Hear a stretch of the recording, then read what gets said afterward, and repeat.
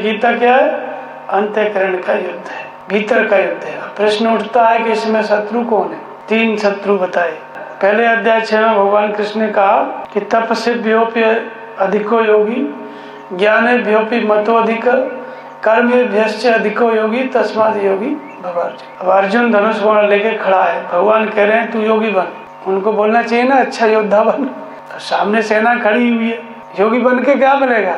उनको कहना चाहिए योद्धा बनो, लेकिन ये बाहर का युद्ध नहीं है, योग के अंतराल में पाए जाने वाला युद्ध है, योग अभ्यास। किससे अर्जुन लड़ा? कौन से शत्रुओं को पराजित किया? 3 शत्रु आए।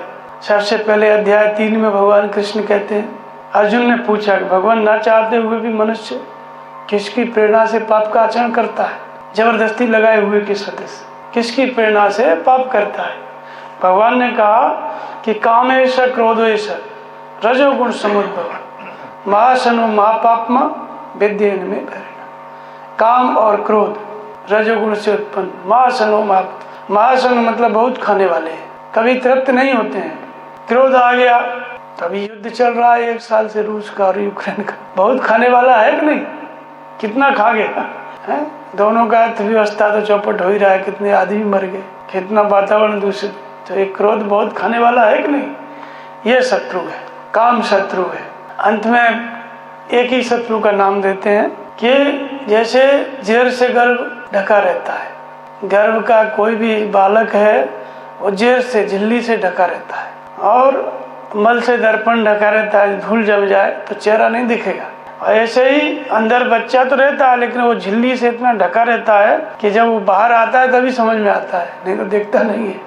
ऐसे ही भगवान कहते हैं कि काम और क्रोध से ज्ञान ढका हुआ है, काम और क्रोध से ज्ञान ढका हुआ है। इसलिए ज्ञानियों के निरंतर बैरी काम कुमार, अज्ञानियों का ये दुश्मन काम नहीं है, ज्ञानियों का निरंतर बैरी है। ज्ञानी कौन है?